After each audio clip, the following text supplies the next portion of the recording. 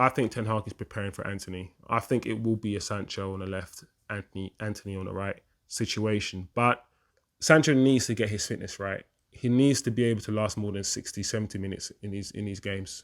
Great finish, great composure. He didn't slap at it. Usually Bruno would probably use his laces or knuckleball it and blast it over into row Z. The more they get used to Ten Hag's system and the more they play together, the cohesion will improve. But that's why systems are so important, because when you have a good system or a system that is working, it will hide some players' deficiencies. And today, I just wonder that if Bruno cannot simplify his game, he might find himself more out of this team in the future. But the way we are defending as a team, the way everybody's high-fiving each other after every tackle and after every clearance, and this defence feels good. Varane and Martinez complement each other very well. Martinez, he's such a warrior. Manchester United 1, Southampton 0. A back-to-back victory for Manchester United. A clean sheet. A clean sheet. Who would have thought a clean sheet for Manchester United? The first time this season. A good goal by Bruno Fernandes. A very hard-fought, hard-battled win. Well-deserved win for Manchester United. We're going to get into it. We're going to have a conversation, a little, breakdown, a little post-match conversation about what we saw, what went down today. Before we get into all of that, guys, please smash a like, turn your notification. And if you haven't subscribed, please subscribe. This is a new channel. We're going to talk everything Manchester United here. And we're going to come here, hopefully after every game, and have a little post-match chat. That's all. A little post-match chat, guys. So, yeah. There you have it. A lot of people were negative coming into this game. But United won. Before the game, a lot of talk about Ronaldo starting. Ronaldo had to start. But Ten Hag kept him on the bench. What does that mean? Does that mean Ronaldo's leaving? Or does it simply mean Ten Hag, for this game, felt that this was the best team to start? He literally started the same team that played against Liverpool. For me, I would have started Ronaldo, to be honest. I think this is a game for Ronaldo more than Rashford. I understand why he started Rashford against Liverpool. Liverpool notoriously play with a high line. So that means you can play with fast, pacey attackers to penetrate that high line. And Rashford loves to play with a high line. Rashford benefits mostly when he's playing against defenders or when he's playing against a team with a high line, because that's what he does. He loves to run in from behind. But where Rashford is weak is when he's playing with his back to goal. When we all know, we can all see by now, when Rashford plays with his back to goal, he doesn't play as well. So I would have thought that this game would have been a good game for Ronaldo, but Ten Hag, he played the same team, stuck to that team. Once again, we saw no Maguire in the starting lineup. I'm happy about that. I think that's best. I don't understand why we weren't starting Varane anyway and why we spent so much money on him and we weren't starting him. I know he was injured a lot, but even when he wasn't injured, we didn't start him as much under Oli. But I think Ten Hag wants mobility. Ten Hag has come out before and said he wants mobility. So, like I said before in my previous videos, it's gonna be hard for Maguire to get back into this team. As we can see and as we know, the defense is the foundation of a team. If you get your defense right, you can build on from there. So, no Maguire, no Ronaldo in the starting lineup, no Luke Shaw, same starting lineup. The pitch, my lord, did you guys see the pitch? Let's talk about the pitch, because the pitch looked like, a festival. It hosted a festival the day before. It looked atrocious. The pitch was terrible. But yeah, other than that, let's talk about the game. The game itself, you know what? That if you're expecting, because I'm expecting Southampton away to be a dog-eared, battled, I'm not expecting Ten Hag tiki-taka football. I wasn't expecting that. And what I saw is literally what I expected. It wasn't pretty. Let's be honest, it wasn't pretty. I just when we started, I thought, okay, this could be a game where we can win 2 or 3-0. We pinned them back. Eriksen was orchestrating everything at the base of that midfield. He was just floating lovely passes to the left, to the right. We started okay, Bruno, as usual, Bruno, early on in the game, he did improve, but early on in the game, he gave the ball away needlessly. And I was screaming. I was like, Bruno, please, I know you want to get the assist, but just take time with the ball, just take a little care with it. Not every day through ball, not every day triangle, Bruno's that guy on FIFA that just presses triangle all the time. That's who he reminds me of. But we started, we gave the ball away a lot. We started. Rashford never touched the ball for the first 19 minutes of the game. And I think this is my problem. When we play with a low line, or play against a team with a low line, should I say, Rashford doesn't have the required ability, technical ability, or even IQ to, in my opinion, to play up front against those kind of teams. We've tried it, we've seen it, and I don't think it works. And like I said, for the first 19 minutes, he was anonymous. And to be honest, throughout the game, I don't think he offered that much. Let's be honest. It wasn't one of Rashford's best games. And also, one thing I did also notice in the game is that Sancho started on the left and he played on the left. And something tells me that's because Antony's coming. As we know, United have had a second bid for Antony, rejected by Ajax. And Antony plays predominantly on the right. Sancho played on the right for the first 2 games, and all of a sudden today he plays on the left. Interesting. So I think Ten Hag is preparing for Antony. I think it will be a Sancho on the left, Antony on the right situation. But one other thing I've noticed is that Sancho gets subbed off a lot in games. Sancho needs to get his fitness right. He needs to be able to last more than 60, 70 minutes in these games.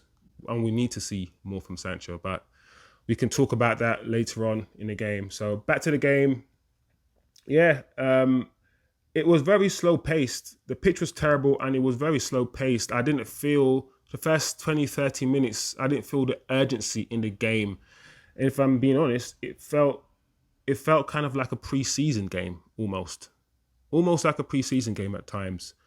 But, Southampton defended very well. They were deep. They defended deep. So we had to probe. And I don't think we have, not yet anyway, the players to play that kind of football, especially when Bruno isn't a 10 and Bruno wants to play 100 miles an hour all the time and wants to do the hero ball all the time. We need a bit more patience, and we needed a bit more patience, but we just didn't have the required composure yet in the middle of the field. And I think that will come in time.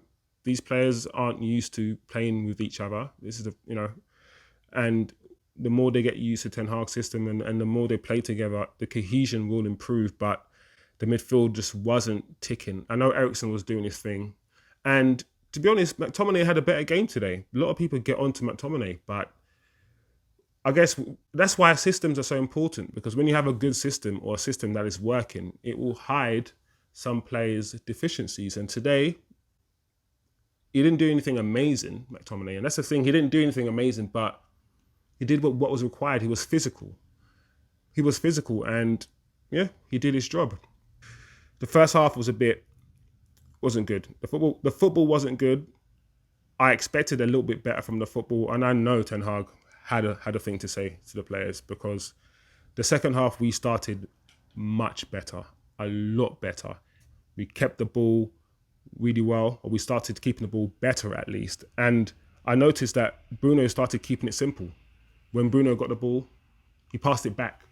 sometimes, or we pass it sideways. And I know we don't like to see people pass it back and pass it sideways, but if the pass is not on, if the forward pass is not on, we don't need to force it. That's how you lose possession of the ball. And, he started keeping it simple. We started keeping the ball, and we started better in the second half. We did. And we reaped the rewards. Great cross from Dalot. And, you can get onto Bruno as much as you like, but great finish, great composure. He didn't slap at it. Usually Bruno would probably use his laces or knuckleball it and blast it over into Rose. He didn't do that. He caressed it with the side of his foot into the bottom corner. Great finish. Once again, Bruno, his overall performance, not great. Not a great performance. And the thing is, this is what Bruno does, and this is what he's always done. I like Bruno, but Bruno is the sort of player that frustrates because he doesn't have good 90 minutes performances. He doesn't. And even when he was getting all those goals and assists for us, he still wasn't having good 90 minutes performances. He was just turning up and getting goals and scoring penalties and that kind of thing. And he was masking his performances with stats. And I just think with the progression of our football and the way I see Ten Hag plays his football, I just wonder that if Bruno cannot simplify his game, he might find himself more out of this team in the future. Right now, we need Bruno, but he just needs to simplify his game a bit more. But great finish, great goal. Good for Bruno. Hopefully that gives him more confidence and he can, step it up from now on and start playing the way that we've seen him play. Collectively, we defended well. That's one thing to take away from this game before we go on, is that for the first time in a long time, I feel comfortable.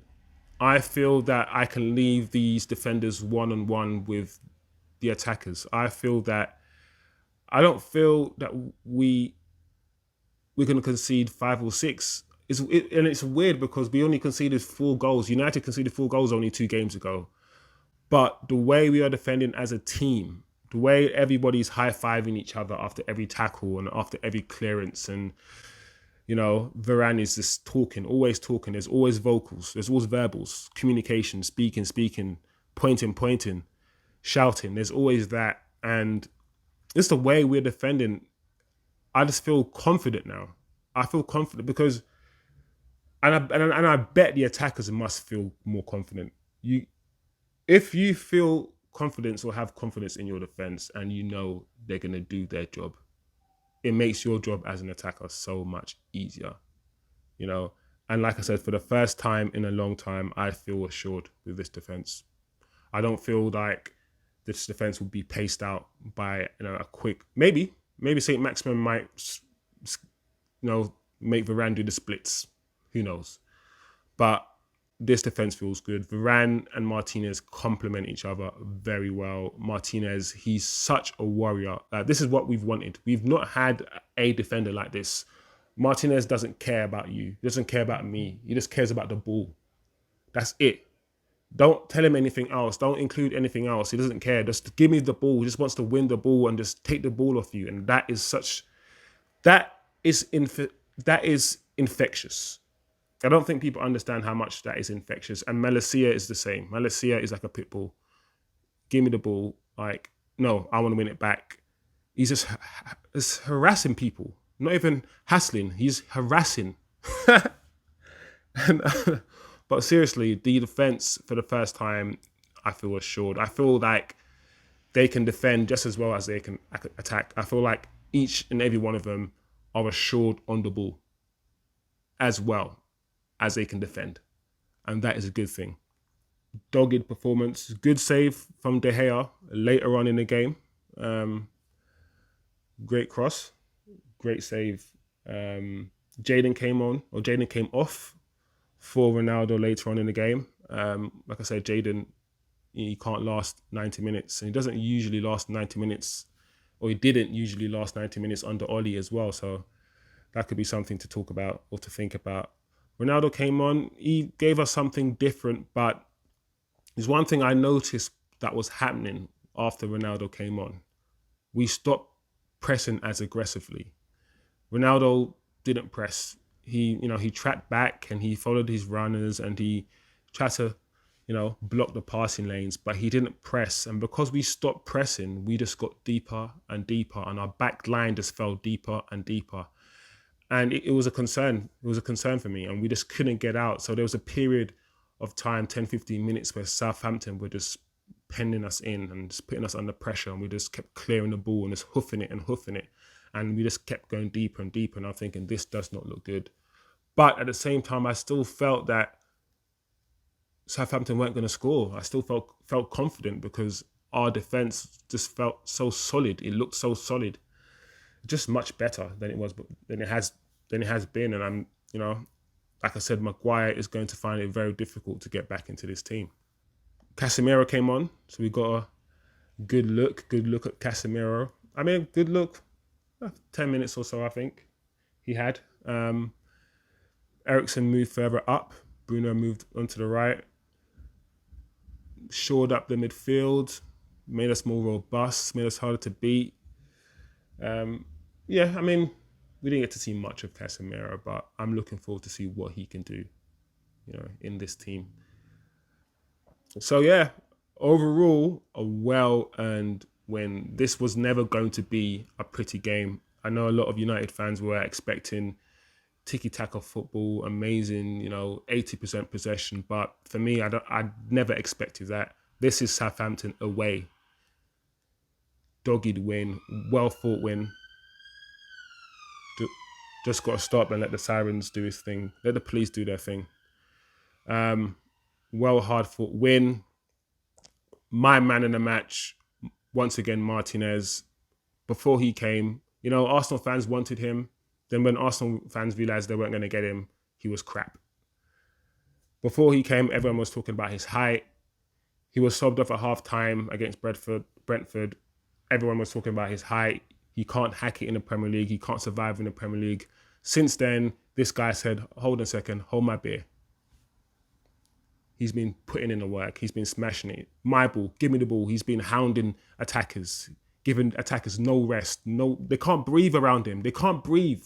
He's just like on their backs, always like a gremlin. He's just that guy, and that's what we needed. We wanted someone like that. He's not the biggest. He's not the tallest. He's not the strongest. But this guy's got fight.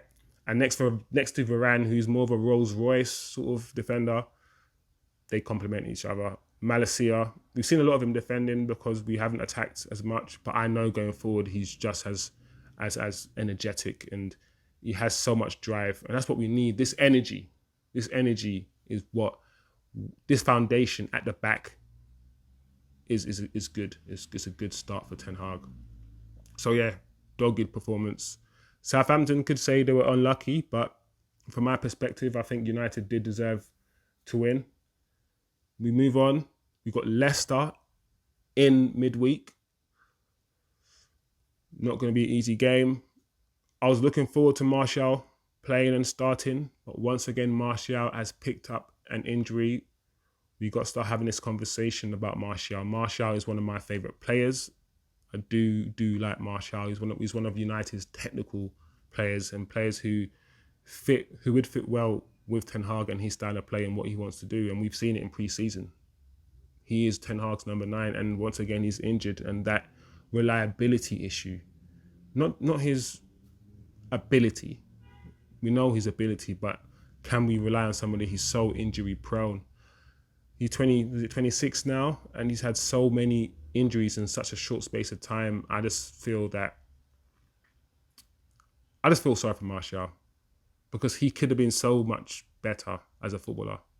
He still can, but his injuries have definitely hampered his career. He's not as quick as he used to be.